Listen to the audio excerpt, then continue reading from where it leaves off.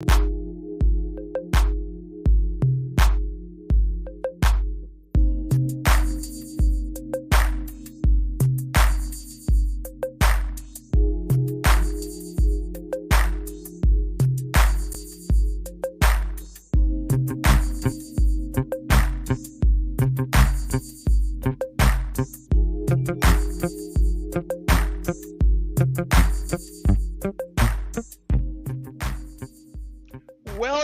I'm so happy, Irma, to see you. How are you?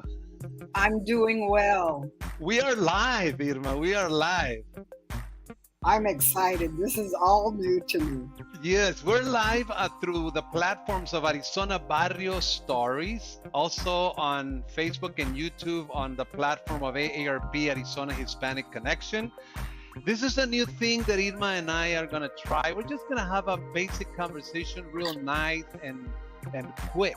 We don't want to spend too much time because people are busy and they have things to do, so we want to be mindful of that.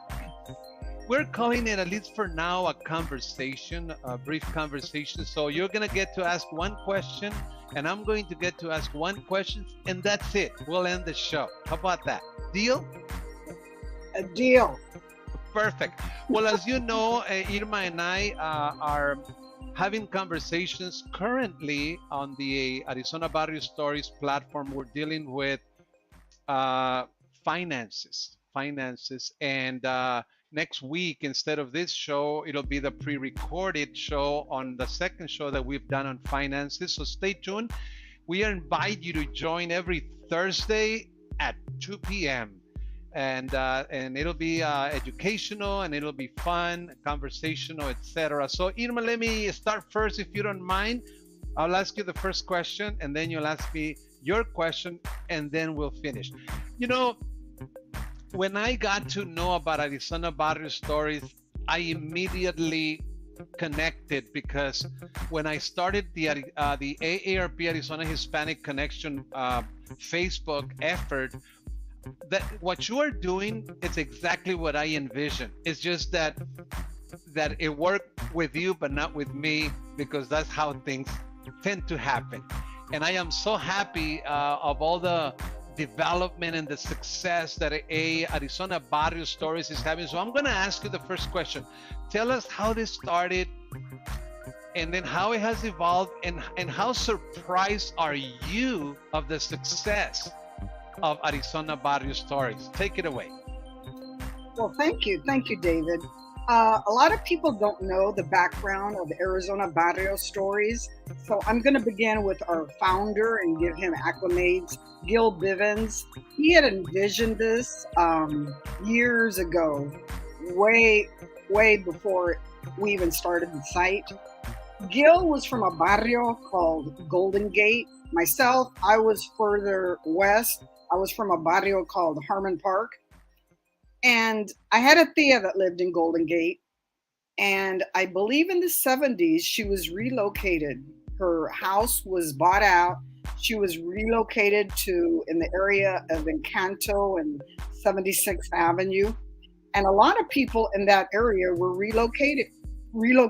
They were told airport expansion. They were told different reasons. They were bought out. They were moved. So Gil's family also was relocated. They moved. Anyhow,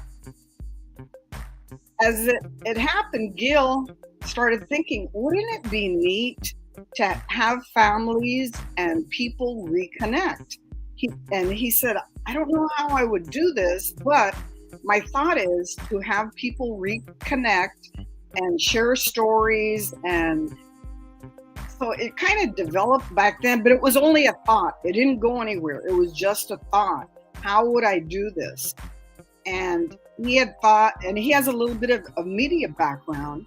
So he had thought, well, with the know-how I can, maybe I can produce some shows. Maybe I can, and most of the thoughts were in his head. Nothing had materialized yet. And in the middle of COVID is when he decided to launch this site. And you would think in the middle of COVID, well, maybe it was a good thing, maybe not so good. I stumbled upon it in July of 2020. And I think it had launched maybe in June of 2020. Anyway, and I saw this site and it said Arizona Barrio Stories, but there were no stories. Mainly it was, do you remember when? Do you remember when we used to cruise Central? Do you remember when? And people would comment, and people might put little cartoons, but nobody was telling stories. No one was posting pictures. I thought, well, that's an interesting site. I'm seeing repeated questions that I've seen on other sites, like, do you remember Wallace and Ladmo? Do you remember Legend City? I mean, I would see that repeated over and over again. Anyhow, so one of the posts that resonated with me is I saw something that said, do you remember Encano Park and something else? And I thought, well, shoot, yeah, I remember. And I have pictures. So I posted a picture and I wrote a small caption and I identified some things. A couple of minutes later or a day later, I saw another one. Do you remember when we used to decorate cars for weddings? We used to make tissue flowers. And again, people commented, no pictures. And I thought to myself, yeah, I remember, and I have pictures. So I inserted some pictures and wrote something up. And I think it was on my second or third post, Gil had reached out and he said, who are you? and I identified myself. I was a retired teacher. Wait. So you and Gil did not know each other? No, Gil and I did not know each other. This is amazing. At all. And he said, who are you? And I told him, gave him my background, you know, retired teacher. And although I was still working for the district. And at that time, I was affiliated with ASU Chicano Research Collection. I was volunteering, helping them with some events, but because of COVID, they had stopped also. And their mission, in a sense, was a little bit like Arizona Barrio Stories because they were looking for oral history. Right. They were helping people preserve and organize their photos. Anyhow, so I told Gil what I was doing. And he had asked me, he said, well, would you help me with this site? And I thought, help me what? What is, define help me? And he said, help me monitor the site and help me with some posts. And that was, and then the site went down for a while, but it relaunched in September of 2020. So then it and I think at that time, maybe there was about 1,000 members. So we relaunched it in September. I believe it was September 4th. Now, had you done social media before this? In a sense, but a different type of thing. So how did you take those 1,000 people? Did that surprise you? Did that impress you? I mean, 1,000 people joining the group? Sort of, because what really impressed me is, like I said, we relaunched in September. By December, we were at 8,000 people. Wow. So it went like that really quickly. Irma, I opened this site of mine, ARP Arizona Hispanic Connection, since 2017, and I barely reached over 3,000. You're like in what, 20 over close to 30,000 now? We have 28,500. We're amazing. 29,000. So that means that there was a void there. There were people wanting to express themselves, and basically your platform is kind of facilitating that they would, you know, that they can share what they lived and what they're going through and connect. It's amazing. It's amazing. And I don't know if COVID had something to do with that, because more people were staying home and more people had opportunities to go through their stuff. Because I know that's what I did. I mean, during COVID, I thought, okay, what am I going to do now? And so I started going through, you know, boxes and throwing out stuff and going through pictures. And pictures, I mean, I always tell people, you know, every picture tells a story. You look at a picture and you think, wow, what happened there? And you think back. And so maybe it was a good thing it was during COVID, but lots of people have pictures, and there's some people that don't have any pictures, depending on the situation, but they have a story. They have a story that they want to tell. And coming from an educational background, I taught school, and when kids open up a book, say social studies, and they're reading about history, sometimes they can't connect. It has nothing to do with them. But if you start telling a story that involves their gente, their barrio, then it clicks. And the same thing with our viewers. When you mention a certain barrio and somebody says, yeah, or if you mention a certain tiendita and somebody says, yeah, I used to go there, or they mention the CYO dances, or they mention a certain band and they go, yeah. So, it's Irma, so what do you think what are the elements that create the most engagement within the site that you have noticed? Are pictures, stories? What is it? Is there a particular item that usually gets more traction? It's hard to say because we have a couple of writers on our site, Roberta Gastineau, Joe Gudinez, and for them, they have brought out the best in some people. Some of their stories, and when Roberta writes, you can actually envision her story, and she brings out details that people can connect to, or situations. And like with Joe Gudinez, he does it, and he says in a way it's therapy for him. When he writes, it helps him. So for some people it's therapy, for some people it's reminiscing. And then when people log on and they read these stories and they're like, I remember that, I was there. And that's it. So it could be stories, it could be pictures. Somebody this morning posted a picture from the barrio of Grant Park, Tendita, and people tuned into it. So anyway, it's been really it's a lot of elements. Take us to what other platforms you have migrated to, and then the new things with what is it? It's called Chicano Hollywood and all that. Tell us about that. And then conclude with just how impressed. I mean, it has to be very meaningful to you. We're talking about like 2 years, right? This has been like a 2-year thing. I want to believe that it's very meaningful to you. But anyhow, just take us through the new platforms and the new endeavors. Well, in the beginning, it was just Arizona Barrio Stories, and that was it. And then as the numbers started growing, Gil added on ArizonaBarrioStories.com, which we still have. And then he added on YouTube. So our platform was 3. YouTube was added. We added some videos there. And then very soon we added on Cox Channel 11 of Glendale. So people in Glendale can watch us on Channel 11. But you have to have, Glendale, Cox. And then we got on LinkedIn, where that's another platform that we have. And then Instagram. Instagram is another platform that How are you doing in Instagram? So. And then more recently, Chicano Hollywood TV. And that has been a big thing because now we're nationwide. People can view us with an app on the phone or on their smart TV with Roku. So that's opened even more doors for us. So it's like, wow, we went from here to here to here to here. So right. we're just really excited. We want to bring you stories that tradition, cultura, art, music, stories from the soul. We're just exploding right now. We're loving it. I call it a labor of love. I don't see it as work. To me, it's play, but it's all done from the heart.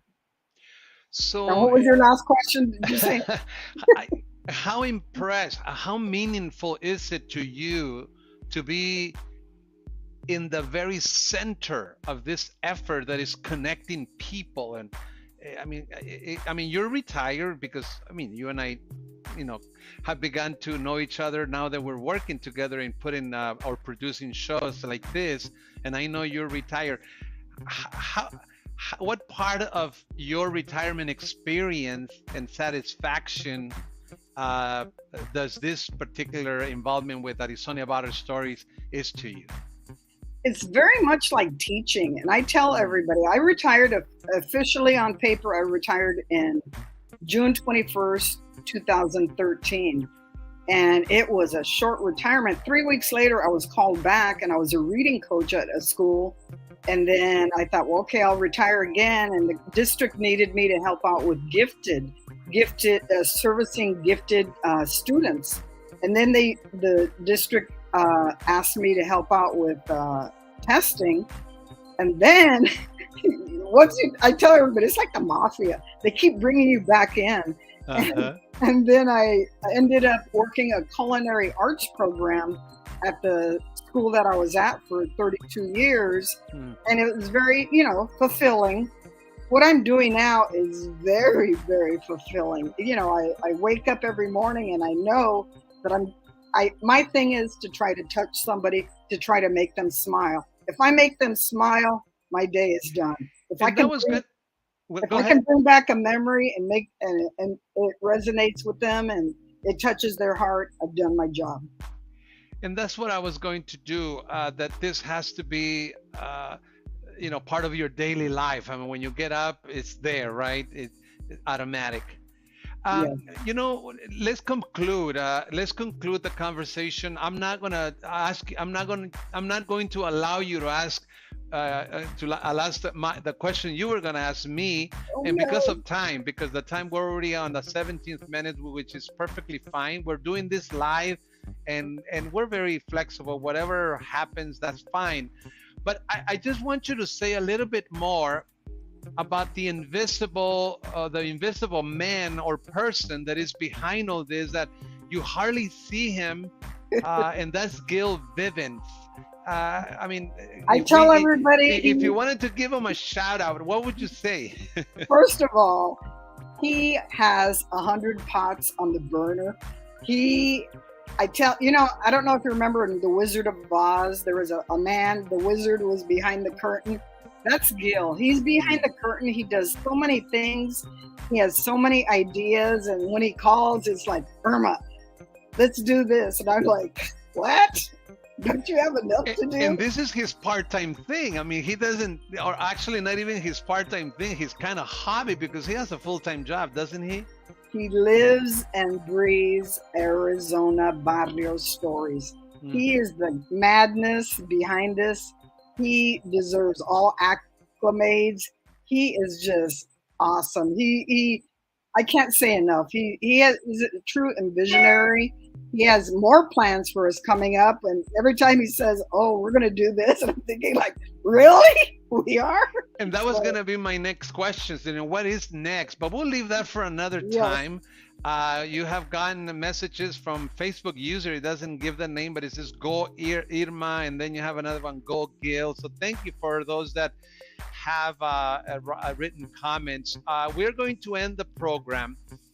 Next time, in 2 weeks, we'll be back, because next week is the show on finances that you and I did. That's pre-recorded. And so thank you, Irma, for joining. And I'm sure that we're going to be having very pleasant conversations. And here's again the same person. We don't have the name, but it says, thank you, guys. Irma is really the trendsetter. There you go. Okay, well, thank you, Irma. We'll see you next time. I just want to tell anybody who's watching this video that I'm running a ticker there that talks about an event ARP is going to be having at Grant Park on the Arizona's Mexican Heritage, an American Story, is a documentary by Dr. Pete Dimas. Stay tuned. We're going to be giving you a link for you to register. We are hoping to reach over 100 attendees. I hope you can attend and help us spread the word. Okay. Let's end the show. Irma, I would also like to invite people out to ALAC. We will be at ALAC tomorrow from 4 to 10 for Cinco de Mayo. Come out, introduce yourself, come and tell me a story. Thank you. See you next time, Irma. Bye-bye. Abrazos.